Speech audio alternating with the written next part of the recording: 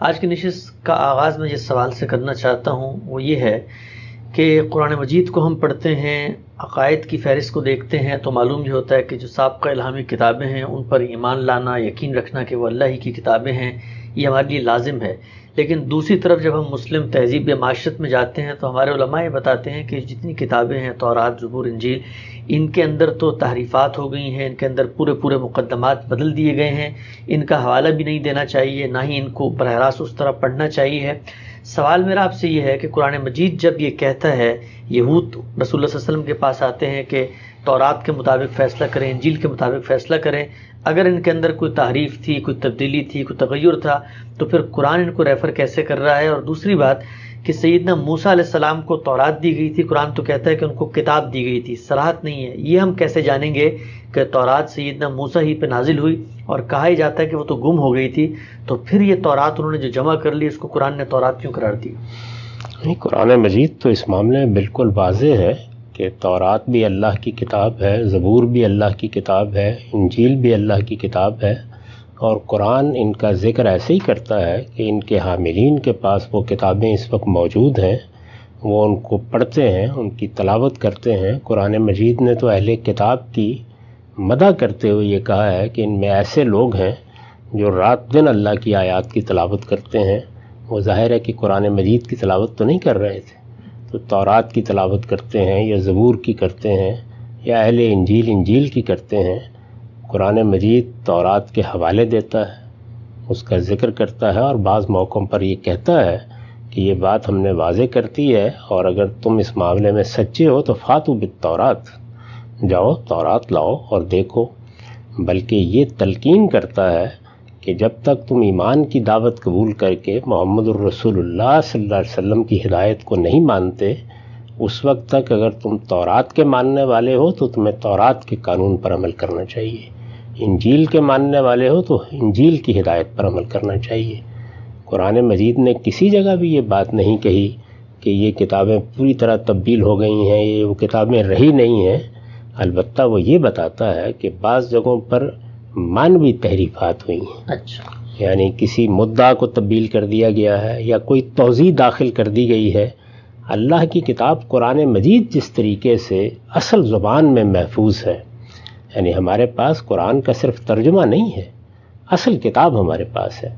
اور اس کے بھی تراجم ہوتے ہیں اور وہ تراجم بھی اسی طرح پڑھے جاتے ہیں۔ ہمارے ہاں جو آدمی ہدایت حاصل کرنا چاہتا ہے وہ اگر عربی زبان سے واقف نہیں ہے تو قرآن کا ترجمہ ہی پڑھے گا۔ علماء بھی جب سمجھتے ہیں تو ظاہر ہے کہ جو مدعا وہ سمجھ رہے ہوتے ہیں اسی کی بنیاد پر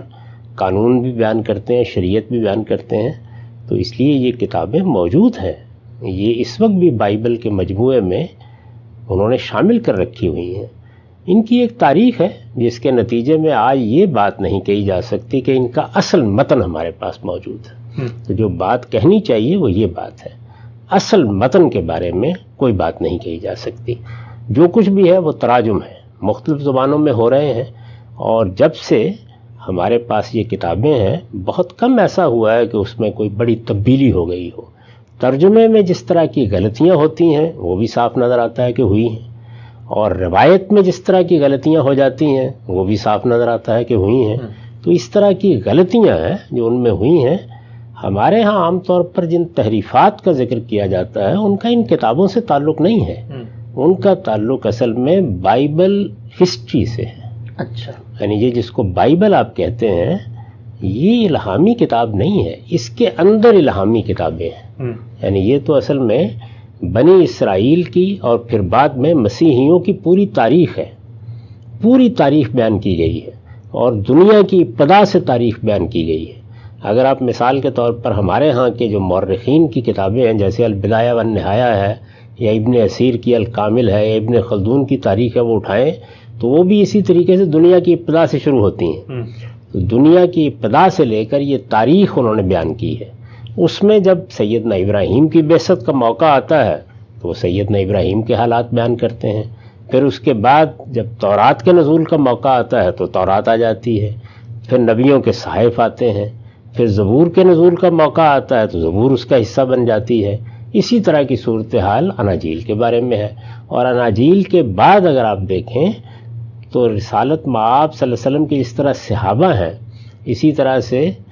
سیدنا مسیح علیہ السلام کے حواری جن کو رسول کہا جاتا ہے، گویا وہ ان کے پیغامبر ہیں، ان کے خطوط بھی آگے آپ کو مل جاتے ہیں، اور خاتمہ یوحنا عارف کے مکاشفے پر ہو جائے، جو ہے تو سیدنا مسیح کا مکاشفہ لیکن انہی کی نسبت سے بیان کیا جاتا ہے۔ تو یہ ساری تاریخ ہے، اس میں واقعات بیان ہوئے ہیں اس تاریخی کتاب میں۔ وہ تاریخی کتاب سیدنا لوط کا واقعہ بیان کرتی ہے، سیدنا نوح کا واقعہ بیان کرتی ہے، اس میں بعض کبھی چیزیں بھی ہیں، اور اسی طرح جو تاریخی حصہ ہے جیسے سلاطین ہے، جیسے سمول ہے، اس میں بھی بعض چیزیں بالکل خلاف عقل معلوم ہوتی ہیں۔ وہ چیزیں ہیں جن کا ذکر عام طور پہ لوگ کرتے ہیں۔ تورات کو آپ پڑھیے، زبور کو پڑھیے، انجیل کو پڑھیے، ایمان تازہ ہو جاتا ہے۔ ان کی دعوت، ان کا پیغام وہی ہے۔ بعض جگہوں پر البتہ توضیحی حواشی اصل متن کا حصہ بن گئے ہیں، تو یہ چیزیں ہیں۔ تو قرآن مجید بحیثیت مجموعی ان کی تصدیق کرتا ہے، ان کے حوالے دیتا ہے، ان کو پڑھنے کی طرف توجہ دلاتا ہے، ان کی بنیاد پر احتجاج کرتا ہے، یعنی حجت قائم کرتا ہے۔ یہ سب چیزیں قرآن مجید سے بالکل واضح ہیں۔ یہ جو عمومی تاثر پھیل گیا یہ بالکل غلط ہے۔ ٹھیک، چند ضمنی سوالات ہم سب اسی موضوع سے متعلق پیش کرتا ہوں۔ یہ بتائیے گا کہ کہا جاتا ہے کہ جب ایمان کی بات کی گئی اور ہمارے پاس اصل مسودے یا متن موجود نہیں ہیں، تو پھر یہ کیوں نہیں کہا جا سکتا کہ ہم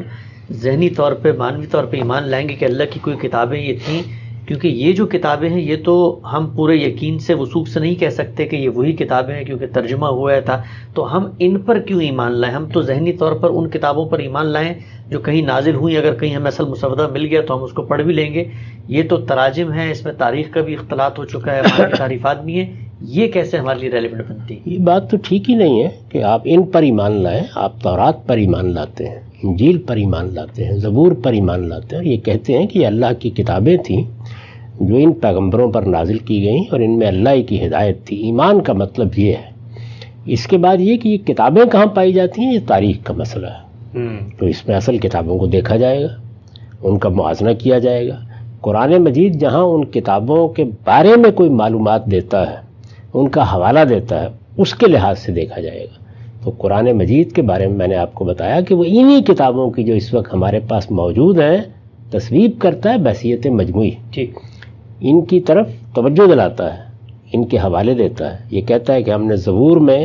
فلاں مدعا کو بیان کرنے کے بعد یہ لکھ رکھا ہے، ہم نے تورات میں فلاں بات بیان کی ہوئی ہے، ہم نے انجیل میں یہ بات بیان کی ہوئی ہے، اس میں جو نبی صلی اللہ علیہ وسلم کے بارے میں پیشین گوئیاں ہیں یا دوسری چیزیں ہیں ان کا ذکر کرتا ہے، اور یہ کہتا ہے کہ تورات میں نور ہے، اس میں ہدایت ہے، یہی بات انجیل کے بارے میں کہتا ہے۔ اور میں نے آپ سے عرض کیا کہ سورہ مائدہ میں اس وقت جو اہل انجیل موجود ہیں اور جو تورات کے ماننے والے موجود ہیں، یعنی یہود و نصارہ، ان کو یہ کہتا ہے کہ ان میں اللہ کا حکم ہے، عندکم التورات فیہ حکم اللہ۔ تو وہ جو تورات ان کے پاس موجود ہے، عندکم تمہارے پاس موجود ہے، اس میں کہہ رہا ہے فیہ حکم اللہ۔ اچھا، یہ تو نہیں کہہ رہا کہ وہ ہمارے ذہن میں جو تورات ہے اس میں اللہ کا حکم ہے۔ تو اللہ کی ہدایت، اللہ کا حکم ان میں موجود ہے، البتہ وہ اس کے ساتھ یہ بتاتا ہے کہ اس میں یہ معاملات ہوئے ہیں، اور یہود کے علماء نے یا بعض دوسرے لوگوں نے اس طرح سے بعض چیزوں کی غلط تعبیرات کی ہیں۔ اسی وجہ سے محتاط اہل علم تو مانوی تحریف کا ذکر کرتے ہیں، یعنی بعض موقعوں کے اوپر مدعا الٹ دیا گیا ہے، سیاق و سباق سے بات کو ہٹا دیا گیا ہے، کوئی توضیحات اس میں اصل حکم کا لازمی حصہ بنا دی گئی، اس طرح کی چیزیں۔ تو ہم ایمان رکھتے ہیں کہ یہ اللہ کی کتابیں تھیں، یہ اللہ کی کتابیں ہیں، اس کے ساتھ اس تاریخی حقیقت کو بھی جانتے ہیں کہ ان کا اصل متن موجود نہیں ہے، یہ تراجم ہے۔ تراجم میں ظاہر بات ہے کہ انسان کا فہم داخل ہو جاتا ہے، جس طرح قرآن کے ترجمے کو بھی آپ قرآن مجید کے متبادل کے طور پر تو نہیں پیش کر سکتے۔ تو یہ ساری چیزیں اس کے ساتھ بیان کی جاتی ہیں، لیکن وہ اللہ کے حکم کو لیے ہوئے ہیں، اللہ کی ہدایت کو اپنے اندر لیے ہوئے ہیں، یہ خود قرآن نے ہمیں بتا دیا ہے۔ ان کو اسی ذوق سے پڑھنا چاہیے، اسی طرح دیکھنا چاہیے۔ حتمی حجت البتہ قرآن مجید کو حاصل ہوگی، اور وہ علمی طور پر بھی اسی کو حاصل ہونی چاہیے، اس لیے کہ ابراہیمی روایت میں وہ آخری کتاب ہے، اور وہی ایک کتاب ہے کہ جو بالکل اللہ تعالیٰ کے الفاظ میں ہمارے پاس موجود ہے۔ تو قرآن نے اس کو بھی بیان کیا ہے سورہ مائدہ میں، یہ کہا ہے کہ یہ کتاب اب مہیمن علیہ ہے،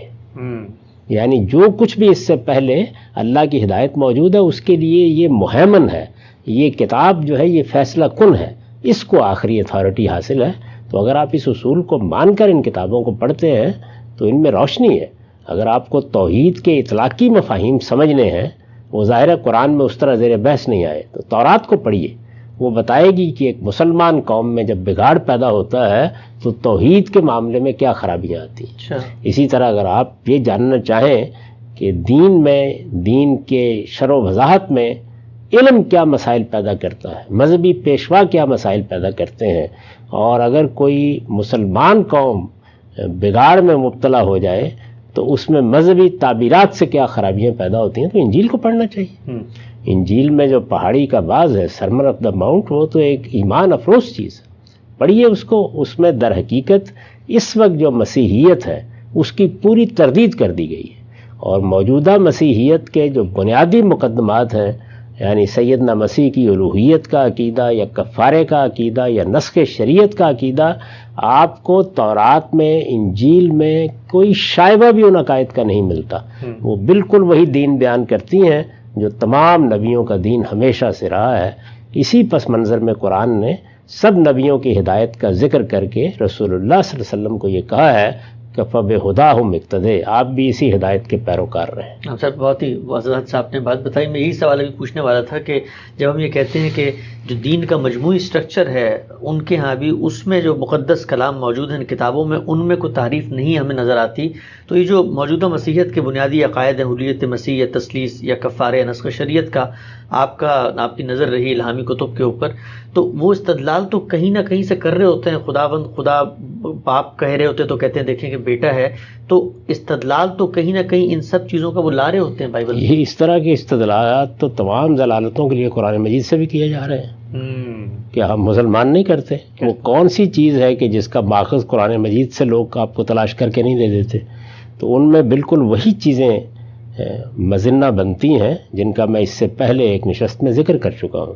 یعنی زبان کے اصولوں کی کہیں خلاف ورزی ہو جاتی ہے، لوگ متشابہات کے درپے ہو جاتے ہیں، حقیقت اور مجاز کے بیانات میں فرق کو ملحوظ نہیں رکھتے، اس میں بعض اوقات گمراہیاں بھی پیدا ہوتی ہیں اور غلطیاں بھی ہوتی ہیں تعویل میں۔ وہ دنیا کی ہر کتاب میں ہوں گی، جب تک انسان موجود ہے یہ ہوگا۔ باقی اصل کتابیں اپنے مدعا کے لحاظ سے بالکل صحیح دین کو بیان کرتی ہیں، اور ان میں نے عرض کر دیا ہے کہ جو اصل مسئلہ ہے وہ صرف دو ہے۔ ایک یہ کہ وہ ترجمے ہیں، ترجمے میں ظاہر انسان کا فہم داخل ہو گیا ہے، اس لیے ان کو بیان ہی اب اللہ کا کلام نہیں کہا جا سکتا۔ اور دوسری چیز کیا ہے؟ دوسری چیز یہ ہے کہ بعض جگہوں پر ترجمے میں اور بعض جگہوں پر کسی چیز کو بیان کرنے میں توضیحات، تشریحات یہ داخل ہو گئی ہیں۔ ہم دیکھیے قرآن مجید کا ترجمہ کرتے ہیں تو اپنے فہم کے لحاظ سے بعض اوقات قوسین میں کسی چیز کا اضافہ کر دیتے ہیں، تو اگر ان کو ہٹا دیا جائے تو اصل کلام کا حصہ بن جائے گا۔ یہاں ہٹا بھی دے تو کوئی مسئلہ پیدا نہیں ہوتا، اس لیے کہ اصل کلام ہمارے پاس موجود ہے اور اس کا ہر وقت مقابلہ کیا جا سکتا ہے، وہاں یہ صورتحال نہیں ہے۔ تو یہ مسائل ہیں جو ان کتابوں کے یہاں پیدا ہوئے ہیں، باقی استدلال تو ہر ضلالت کے لیے کیا ہی جاتا ہے۔ ٹھیک ہے صاحب، آخری سوال اس موضوع سے متعلق یہ مجھے بتائیے گا، ایک عملی مثال ذہن میں آ رہی تھی، مولانا فلاحی نے کتاب بھی لکھی ذبیح کون کے عنوان سے، کہ ترجمہ کیا مولانا اصلاحی نے ان کا الرائے صحیح کے بارے میں، تو یہ بتائیے گا کہ جو اگر کوئی غلطی ہو گئی ہے بائبل میں اور اس کے ترجمے میں، اور ہم یہ جانتے ہیں کہ جیسے ان کو بنی اسماعیل کے ساتھ ایک خاص قسم کی ایک پرخاش تھی جس کی وجہ سے کافی چیزیں انہوں نے تحریف کی ہیں تاریخی معاملات میں بھی، تو ان کو درست کرنا یا ان کو پکڑنا یا ان کی صحیح توجیہ کرنا یہ بھی ممکن ہے؟ اس مثال کے ذریعے میں بتائیے گا کہ مولانا فراہی نے خود بائبل سے بتایا کہ اکلوتے بیٹے کی جو بات کی گئی عیسیٰ کے تو ممکن نہیں تاریخی لحاظ سے، تو ان غلطیوں کو پکڑا بھی جا سکتا ہے؟ یہ سیدنا اسماعیل کے ذبیح ہونے کا واقعہ، سیدنا ابراہیم کے مکے کو آباد کرنے کا واقعہ، اسی طریقے سے وہ سب مباحث جن کا تعلق رسالت مآب صلی اللہ علیہ وسلم کے خاندان یا آپ کی بعثت سے ہے، وہ تو بائبل میں ہے، وہ تورات میں نہیں ہے، ٹھیک، وہ انجیل میں نہیں ہے، وہ زبور میں نہیں ہے۔ یعنی یہ جو بحث ہے جس کا آپ نے حوالہ دیا، جس پر امام فرائی نے کتاب لکھی ہے کہ ذبیح اسماعیل تھے علیہ السلام یا اسحاق تھے، یہ تورات کی بحث نہیں ہے، یہ زبور اور انجیل کی بحث نہیں ہے، یہ انبیاء کے صحائف میں بھی نہیں ہے۔ میں نے اس سے پہلے عرض کیا کہ بائبل اصل میں ایک مجموعہ ہے، جیسے ہمارے ہاں تاریخ کی کتابیں ہیں ویسے ہی تاریخ کی کتاب ہے۔ انہوں نے اس تاریخ کی کتاب کے اندر اس کے مقام پر یہ کتابیں بھی رکھ دی ہیں. تو اس کے اندر تورات ہے کوئی 70-80 صفحے کی، اس کے اندر انجیل ہے کوئی 50-60 صفحے کی. یہ پوری کی پوری 1500-1600 صفحے کی کتاب اصلاً تاریخ ہے ان کی.